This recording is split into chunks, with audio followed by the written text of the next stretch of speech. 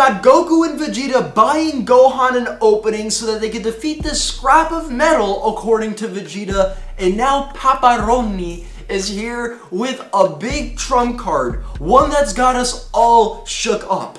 We are prepared for defeat as Universe 7 Warriors because of Paparoni's master plan. We already had Goku and Vegeta going Super Saiyan Blue this week, Gohan going Ultimate, and we know Goku's going to be going Super Saiyan God next week, struggling, so they're really trying to push it that these robots are going to have us on the edge, and Paparoni's technology is the reason why Universe 3 has made it as far as they did. It's not the convenient fact that they never really showed up on screen to fight the other universes until now.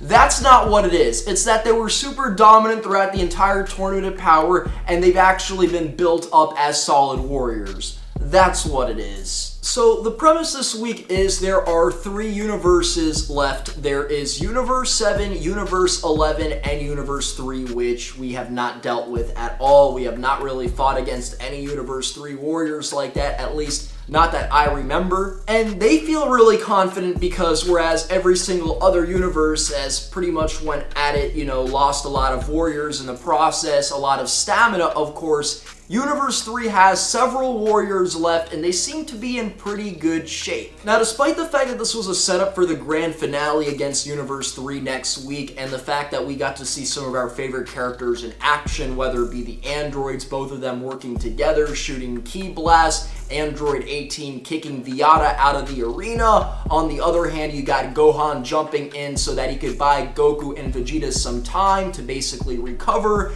and he ends up struggling against these robots, especially after they merge. You really don't have that much sense of danger when fighting these guys. It's mostly like, hey, some of my favorite characters are on screen, let's have them work together, but aside from that, we know all these robots in the end, they're gonna be downed. I mean, it really does feel like we're taking out the trash in high quality, because it's not like you see Universe 11 going at any of these robots, and to be honest with you, that'd be just as entertaining seeing Topo or Jiren mollywop some of these guys, because it's been a minute since we've seen them actually fight, and at the same time, since Universe 7's the only one fighting these guys, and granted, I know Universe 3 is targeting Universe 7 specifically, that sense of like what's gonna happen doesn't really exist because we know in the end Universe 11's the one that we're really worrying about. So Universe 3 is just here like, hey, Universe 7, we're gonna take you guys out. It's like, no, you're not. No, you're not at all. So that's where I feel like they could have possibly split up some of these characters from Universe 3 and had them fight, different warriors, not only characters in our universe, to make things more interesting. Because since when are Goku and Vegeta gonna catch a break? I understand nobody wants to screw with Jiren, understandably so, but why not have some of these characters go at them? Go at the Pry Troopers. I mean, Dispo's still around. They could have had him in action, right? And of course, we were supposed to get a Frieza versus Dispo fight, but that would have been very one-sided. So I understand why they had Kato Pesla step in there and basically be the wall separating those two from fighting, because that would have been the end of Dispo. It would have been only Jiren and Topo remaining.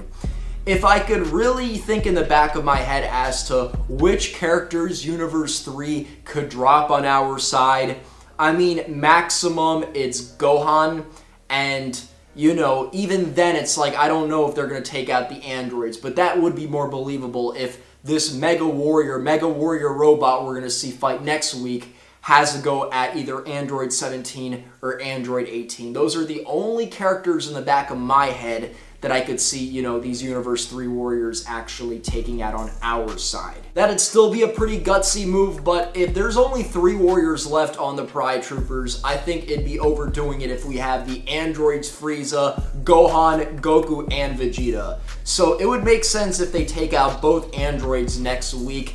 And listen, man, I think that'd be pretty sad because they've been around in this tournament for a while. They've been helping us out when it actually mattered. And so seeing them go down to Paparoni's trump card would be kind of sad. It would be sad, literally because, these are some of our favorite characters, but also sad from another standpoint of like, dang, you went down to Universe 3. But hey, if androids would go down to anything, wouldn't it be a robot or a giant mega robot? Because we know there's no way in heck Android 17 and Android 18 are going to be vital in the fight against the Pride Troopers. There's no way I really see that happening. And that would end up freeing Gohan so we could have that moment to shine that we all want him to have, like a major moment against the Pride Troopers. He could come out like with something crazy, some power we've never seen from him before, and that would be his redeeming moment for all the stuff they've been doing to Gohan and Dragon Ball Super, because they completely ruined that character for us. They could do something in this tournament still that would get us appreciating him. And that's not to say that he'll return full-time as a warrior, but one last time, seeing him fight for his family, for his universe on the line. Yeah, not against no Universe 3, not against no Universe 4, Universe 11 is where it's going to be at. Now, some of my favorite plays against these robots is, for instance, Gohan in mid-air jumping in to basically buy Goku and Vegeta some stamina. He's, blasting mid-air. Not every day that he gets some screen time, and seeing him really go in is pretty cool, even though it doesn't really do that much in that specific instance. I also like seeing the androids working together, spamming blasts at the thing, and they're really trying to push the fact that because these guys have unlimited stamina, eventually their enemy is going to simply wear down, and they're really unaffected by, of course, all of their aggression. I also like seeing Goku and Vegeta return the favor to Gohan as he was struggling against the thing. They go for a combo punch, and you've got Goku there using Kamehameha. They're both in Super Saiyan Blue, buying Gohan some time so he could take those three out merged together. And that's pretty much it for this week, guys. Universe 3, really not much to expect from them. The bar is very low as to what craziness could go down this week.